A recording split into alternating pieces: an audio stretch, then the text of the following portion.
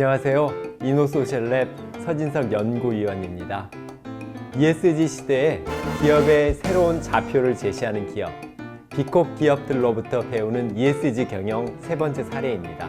아이스크림 회사 벤앤제리스입니다.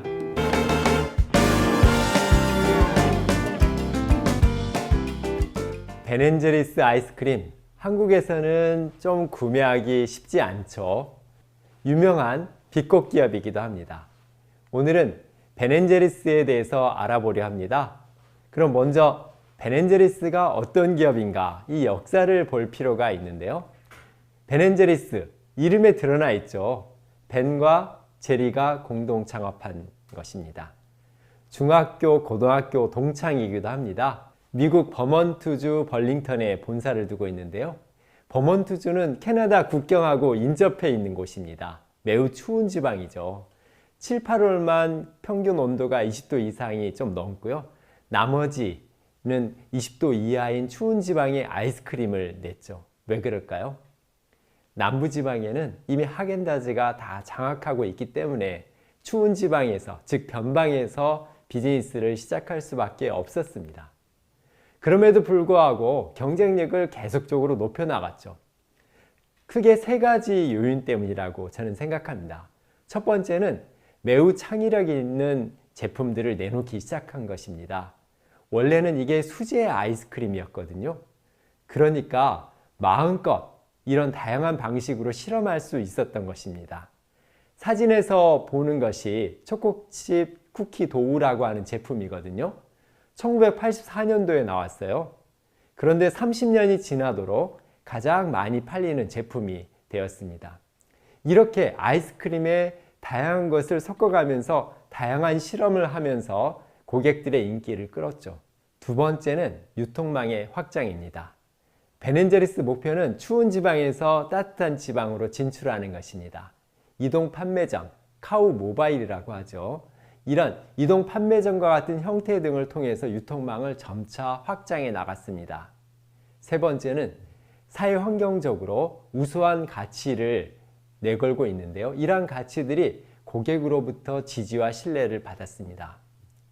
이러한 세 가지 요인에 의거해서 점차 경쟁력을 확대해 나왔고요. 그 결과 하겐다즈를 눌렀습니다. 그래서 브랜드 아이스크림 중에서는요, 미국 내에서 매출 1위 브랜드가 되었습니다. 이렇게 비즈니스적으로도 우수하지만 벤앤제리스는 창업 초기부터 자신의 핵심 가치를 자신의 비즈니스 모델에 잘 녹여냈습니다. 1988년도에 세 가지 핵심 가치를 녹여내어서 미션을 정립했는데요. 첫 번째는 인권 존엄, 두 번째는 사회 경제적 정의, 세 번째는 환경 보호 재생, 이런 것을 담아서 미션으로 만들어냈고요. 이런 가치들을 지속적으로 강화해 가면서 오늘에 이르고 있습니다. 버몬트주에는요, 비콕 기업들이 많기로 유명한, 그리고 보다 더 책임 있는 경영을 하고 있는 기업들이 많기로 유명한 지역입니다. 벤앤제리스만이 아니고요. 세븐스 제너레이션, 라이노 푸드, 그리고 킹 아더 베이커리, 이런 기업들이 모여 있는 곳인데요. 이 버몬트주에는 이런 우수한 사회적 책임을 실천하는 기업들이 모여서 사회적 책임을 위한 버몬트 비즈니스라는 조직을 만들었어요. 사람, 지구, 번영, 이런 세 가지 영역에서 다양한 공공정책들을 주 정부가 도입하기를 촉구하는 활동들을 기업들이 연대해서 했는데요. 벤앤제리스는 이 VBSR의 대표적인 기업이기도 합니다. 벤앤제리스에 대한 소개를 간략했는데요. 이제 벤앤제리스에 대해서 환경, 사회, 거버넌스로 나눠서 어떠한 활동들을 펼치고 있는지 하나씩 알아보려 합니다. 먼저 환경입니다. 벤앤제리스는 기후위기를 아이스크림에 빗대어서 녹으면 망한다, 이런 슬로건을 내걸면서 다양한 환경 캠페인을 벌여오는 기업으로도 유명합니다. 먼저 환경하면 온실가스죠. 온실가스가 어디에서 가장 많이 나올까요? 자신의 공장 사무실일까요? 벤앤제리스는 그것을 측정해 봤더니요, 1%도 되지 않았습니다. 대부분이 우리가 좀 더 어려운 용어로 한다면 스콥 3라고 하는데요. 공급망 단계와 소비 단계를 합친, 즉 자신의 경영 범위를 넘어선 원재료와 폐기 단계에서 대부분 발생하고 있습니다. 베넨제리스는 자신의 환경 영향을 측정한 결과 이렇게 공급망과 소비 단계에서 발생하는 온실가스의 비중이 99%나 된다는 것을 알았습니다. 베넨제리스는 좀 더 세부적으로 온실가스가 어디에서 발생하고 있는지를 찾아봤습니다. 그 결과 낙농 원재료에서 53%, 그리고 다른 원재료에서 21%나 발생하고 있었습니다. 여기서 가장 많이 발생하는 두 가지 요인, 즉 낙농 원재료 관련돼서는 케어링 데어리라고 하는 사례를 한번 소개해 드릴까 하고요. 그리고 다른 원재료 관련돼서는 공정무역 사례를 한번 소개해 드려 보도록 하겠습니다. 먼저 낙농 원재료, 이것에 대해서 베넨제리스는 케어링 데어리라고 하는 프로그램을 2003년도에 일찍이 런칭해서 지금까지도 계속 보완해 오고 있습니다. 베넨제리스는 지속가능한 낙농업을 구현하기 위해서 10여 가지 구분에 의거해서 세부적인 지표들을 만들어서 운영해 오고 있습니다. 낙농가들이 이 지표들을 따라오다 보면 보다 지속가능한 사회, 지속가능한 환경을 만들 수 있도록 한 것이죠. 여기 내용을 보면요, 토양 건강, 토양 손실, 이런 내용들이 있잖아요. 이것을 실천하는 한 농가의 사례를 보면 그 농가는 무경운, 즉 경운기를 돌려서 땅을 파헤치지 않죠. 그렇게 한다면 땅 속에 있는 이산화탄소가 공기 중으로 나오지 않거든요. 그리고 10%는 휴경지를 만들어서 생태계를 보존하는 그런 활동을 벌이고 있습니다. 이런 방식으로 낙농가들을 계속적으로 변화시키고 있죠. 물론 그것에 따른 대가도 제공하고 있습니다. 바로 추가적인 프리미엄 가격을 제공함으로써 낙농가들이 이런 앞선 실천을 하도록 돕고 있습니다. 이것을 2003년도부터 계속적으로 해오고 있습니다.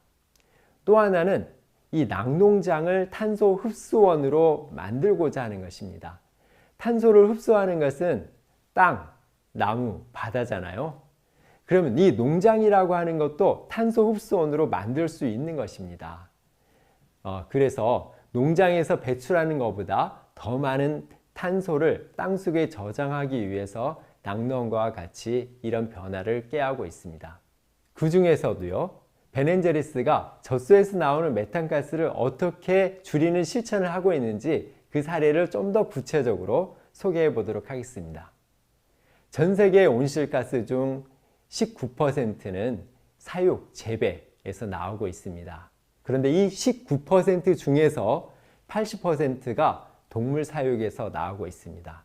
그만큼 동물이 이산화탄소 발생원을 만들어내고 있다라고 하는 것을 알 수 있겠는데요. 대표적으로 소에서 나오는 메탄가스입니다.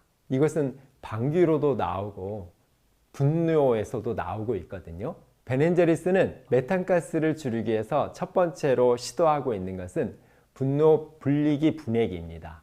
사진에서 보이는 것은 소 200에서 400마리를 키우고 있는 중형 농장에 설치한 것인데요. 이 하나만으로도 1년에 차가 5,000대 운행되면서 발생시키는 이산화탄소를 줄이는 효과가 있습니다. 똥 오줌을 분리해서 다루고요. 이것을 처리해서 비료나 기타 부산물을 만듦으로써 농가에 추가적인 소득도 주고 있습니다. 두 번째는요, 어떻게 하면 메탄가스가 나오지 않는 이런 먹이 첨가물이 없을까라고 하는 것인데요. 아직 완성되지는 않았습니다. 계속적으로 이런 부분들을 노력하고 있습니다. 세 번째는 제품에 우유를 넣지 않는 것입니다. 아니, 어떻게 우유를 넣지 않고 유제품을 만들죠? 대안이 있죠. 예를 든다면 아몬드 우유 같은 것을 넣는 것이죠. 그래서 베넨제리스는 현재 약 20종의 제품군을 만들었는데요. 이것을 계속적으로 추가함으로써 궁극적으로는 이렇게 우유를 넣지 않는, 낙농 제품을 넣지 않는 제품을 만들려고 하고 있습니다. 이런 방식으로 온실가스를 줄이는 거죠. 장기적인 목표도 제시했습니다. 공급망과 소비 단계에서 발생하는 온실가스까지 포함해서도요, 2050년까지 이것을 80% 감축시키겠다라고 하는 것입니다. 우리가 탄소 중립한다라고 한다면 감축과 상쇄인데요. 사실 상쇄보다는 감축이 중요한 것이거든요.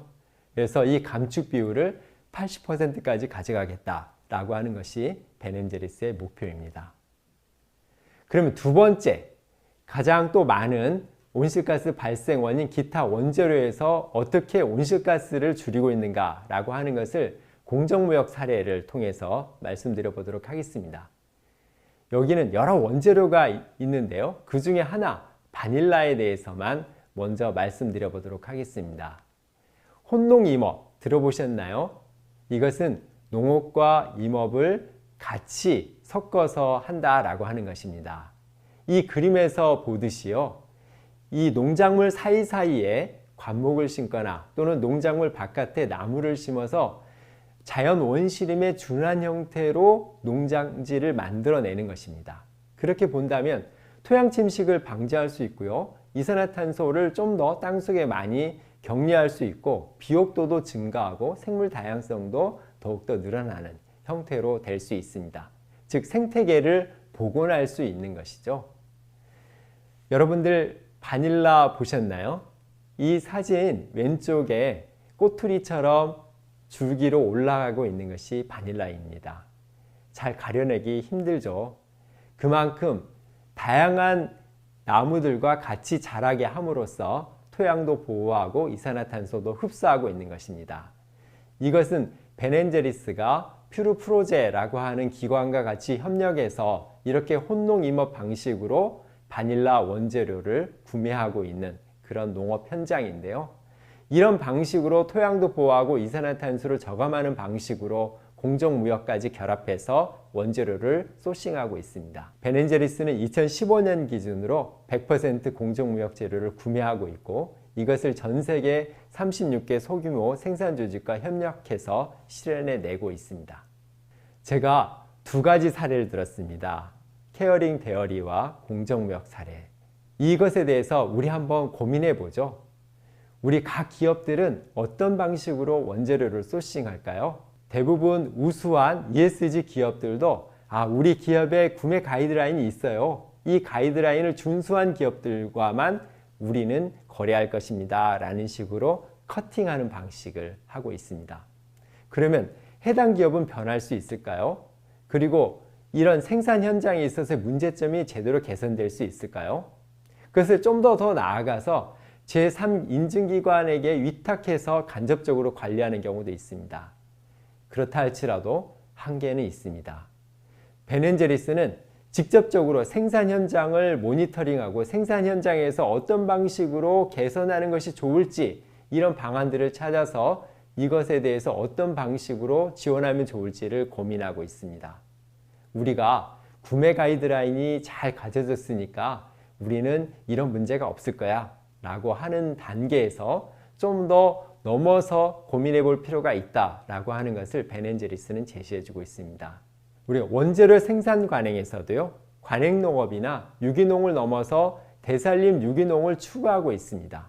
즉 플러스 환경가치를 추구하고 있는 것이죠.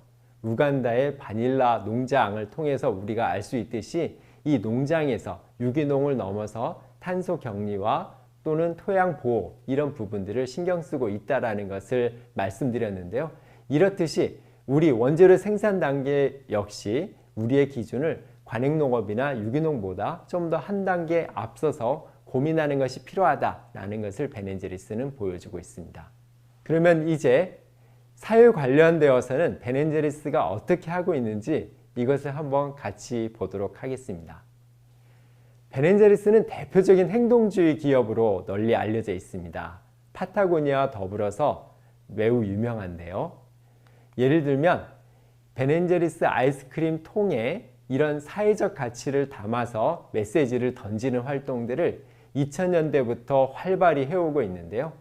주제를 보면 이렇게 동성 결혼을 지지한다 라고 하는 내용도 있고요. 또는 녹으면 망한다 이런 것처럼 기후위기 대응 캠페인을 하고 있기도 하고요. 또 인종차별 종식 이런 메시지를 담고 있기도 합니다. 그리고 2018년도에는 환경, 다양성, 평화, 인권 위해서 우리가 좀 더 노력하자라고 하는 메시지를 담고 이 수익금을 해당 단체에 기부하는 이런 활동도 벌이기도 했습니다. 이렇듯이 행동주의 기업으로 유명한 벤앤제리스가 사회 영역에서 어떤 가치를 만들어내고 있는지 그 중에서 공급망 사례를 통해서 한번 얘기를 해보도록 하겠습니다. 이 제품은 초콜릿 퍼지 브라운입니다. 1987년도에 만들어졌고요. 지금도 매우 인기 있게 팔리고 있는 대표적인 벤앤제리스 제품입니다. 이 제품은요, 아이스크림에 브라우니를 섞어보자 라고 하는 혁신적인 아이디어에서 시작한 제품입니다. 그러면 브라우니 생산 기업을 찾아 나서야 될 텐데요. 브라우니 기업을 찾기 위해서요, 벤앤제리스는 멀리 남쪽으로 500km나 갔습니다. 뉴욕시하고 인접한 지역인데요. 빈곤율이 무려 26%나 달하는 융커스 지역이었습니다. 여기에 사회적 기업 그레이스톤 베이커리가 있었죠. 그리고 이 그레이스톤 베이커리에 협력 제안을 합니다. 우리가 사회적 기업하면 어떤 슬로건이 떠오르나요? 우리는 빵을 만들기 위해 사람을 고용하는 것이 아니라 사람을 고용하기 위해 빵을 만듭니다. 이런 문구 기억나시나요? 이 문구의 원조가 바로 그레이스톤 베이커리입니다. 우리는 브라우니를 굽기 위해 사람을 고용하는 게 아니라 사람을 고용하기 위해 브라우니를 굽습니다. 이렇게 얘기하고 있습니다. 그래서 그 지역에 있는 여러 저소득층을 고용하고 있는 정책을 펼치고 있습니다. 이 사진에 보이는 사람은 알빈 윌슨인데요. 2016년도에 그레이스톤 베이커리에 취업했습니다. 이 윌슨은 12년 이상 마약 거래로 복역을 했어요. 그리고 그때 당시는 60세나 됐습니다. 그런데 그레이스톤 베이커리는 이 윌슨이 마약 거래로 복역한 사람이다 라고 하는 것을 몰랐습니다. 그러면 이 윌슨이 이것에 대해서 뭔가 잘못된, 거짓된 정보를 제공했을까요? 그렇지 않습니다. 윌슨은 채용 당시에 3가지 질문만 받았기 때문입니다. 미국에서 법적으로 일할 수 있는 권한이 있나요? 그리고 8시간 동안 서서 일할 수 있나요? 그리고 설탕 한 포대 정도 들어 올릴 수 있는 힘이 있나요? 이 3가지 질문만 받았기 때문입니다. 바로 그레이스톤 베이커리가 열린 채용 정책을 펼치고 있었기 때문입니다. 이 열린 채용 정책 덕분에 윌슨은 가족들과 모여 살 수 있었고요. 이 직장에서 계속적으로 안정적인 생활을 할 수 있었습니다. 그레이스톤 베이커리는요, 그레이스톤 베이커리 재단을 만들어서 그 재단을 통해서 열린 채용 정책들을 다른 기업들, 다른 사회로 확산시켜내고 있습니다. 대표적으로 이것에 반응한 기업들이 비콕 기업들이었습니다. 비콕 기업인 더 바디샵은 2019년도에 208명을 시범적으로 고용을 해봤어요. 그 결과 성과가 매우 좋았거든요. 이걸 바탕으로 2020년에는 400명으로 늘려가고 있고 이것을 점차 확대시켜 나가고 있습니다. 라이노푸드도 비콕 기업입니다. 난민을 고용하는 기업으로 매우 유명한데요. 난민을 채용할 때 역시 열린 채용 정책 방식으로 채용을 하고 있습니다. 이 내용을 한번 보면요. 그레이스톤 베이커리는 1982년도에 만들어져서 초창기인 1987년도에 벤앤제리스와 협력을 하기 시작했어요. 30년 이상 협력해 오면서 협력하는 제품군도 역시 늘려나가고 있습니다. 안정적인 수익을 창출하고 있죠. 2019년 기준으로 순이익이 26억 원이나 됩니다. 그럼 이 과정을 한번 볼까요? 벤앤제리스가 자신의 공급망인 그레이스톤 베이커리를 통해서 자신의 가치를 확산시켰습니다. 그리고 그레이스톤 베이커리는 안정적인 수익원을 통해서 그레이스톤 베이커리 재단을 만들었고요. 그 재단을 통해서 자신이 추구하는 열린 채용 정책을 다른 기업들에게 확산시켜 나갔습니다. 이렇게 가치 사슬을 물고 가면서 가치를 계속적으로 확산시켜 나가는 것은 벤앤제리스가 연계 번영이라고 하는 핵심 가치를 가지고 있었기 때문입니다. 그러면 이번에는 거버넌스에 관련해서 말씀드려 보도록 하겠습니다. 2021년 7월 벤앤제리스는 이스라엘의 팔레스타인 점령지에서 자신의 모든 제품의 생산과 유통, 판매를 중단하겠다 이렇게 선언했습니다. 이것은 매우 획기적인 사건이었습니다. 이스라엘은요, 이 이슈가 글로벌 차원에서 불매운동으로 확산될까봐 매우 두려웠어요. 그래서 이스라엘 총리가 벤앤제리스를 100% 소유하고 있는 유니레버 CEO에게 항의 전화를 하고요. 이걸 통해서 소송을 하겠다라고 겁박을 주기도 했습니다. 이 사진에서 보는 바와 같이 이스라엘 경제부 장관은 벤앤제리스 아이스크림을 쓰레기통에 버리면서 화를 내면서 이것을 찍어서 동영상에 올리기도 했습니다. 이런 방식으로 이스라엘 정부는 다각도로 유니레버에게 항의를 했어요. 그러면 벤앤제리스를 100% 소유하고 있는 유니레버는 어떻게 했을까요? 바로 이랬습니다. 유니레버 CEO는 판매 중단을 선언한 것은 벤앤제리스의 결정입니다. 그리고 유니레버가 2000년에 벤앤제리스를 인수하긴 했는데 그때 당시 벤앤제리스의 경영 철학을 존중하기로 합의했기 때문에 우리가 어떻게 할 수 있는 게 없어요 라고 얘기를 했습니다. 그러면 도대체 100% 자회사인 벤앤제리스의 거버넌스가 어떻게 되어 있길래 이 유니레버 CEO는 이런 말을 했을까요? 2000년 인수 당시로 돌아가 볼까요? 그때 당시 총 11명으로 구성된 이사회를 구성했습니다. 유니레버는 어디에 영향력을 행사할 수 있었을까요? 한 명을 지명할 수 있었고요. 그리고 CEO에 대해서는 0.5명의 권한을 가지고 있었습니다. 그리고 대다수 나머지 9명은 사회환경 활동가로 구성되어 있는데요. 이 9명이 가지고 있는 미션이 있었어요. 그건 첫 번째는 벤앤제리스의 소셜 미션의 목표를 보존한다라는 것이고요.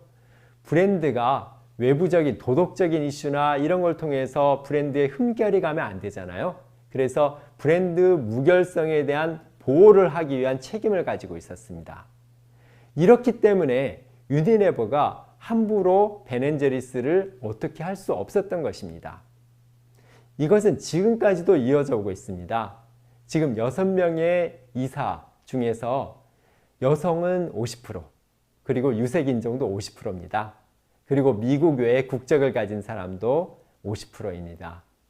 이 중에 이사의 의장은 원주민 권리 옹호자이거든요.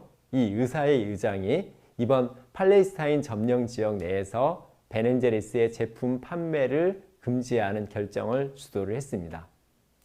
이런 사회적, 환경적 가치를 가진 주제를 뚝심 있게 밀고 갈 수 있었던 것은 바로 벤앤제리스의 거버넌스가 튼튼했기 때문입니다. 우리는 ESG에서 거버넌스 얘기를 많이 합니다. 이해관계자 자본주의를 얘기하죠. 즉 이것은 이해관계자라 한다면 주주만이 아니라 다른 여러 이해관계자들의 이해관계가 거버넌스에 들어와야 된다 이런 뜻이거든요. 또 다른 비콥 사례들을 한번 볼까요? 요즘 ESG위원회 많이 만들고 있잖아요. 이 비콥 기업인 세븐스 제너레이션 역시 ESG위원회와 준한 이런 위원회를 만들고 있습니다. 총 11명으로 구성되어 있습니다. 여기는 주주가치를 주장하는 쪽만이 아니라 여러 사회환경적 가치를 주장하는 이해관계자들도 다 같이 들어와 있습니다. 이것이 바로 이해관계자 자본주의 거버넌스의 한 형태라고 볼 수 있겠죠. 그러면 우리가 거버넌스 할 때 이사회 다양성 이런 얘기들을 많이 하잖아요. 그러면 비콕 기업인 본바스, 즉 미국 양말 회사인데요. 직원도 200명이 되지 않는 어떻게 보면 작은 기업입니다. 이 기업이 이렇게 우리 구성원 내의 다양성을 어떻게 실천하고 있는지 사례를 한번 봐볼까요? 이 본바스의 2021년도 임직원 구성 현황입니다.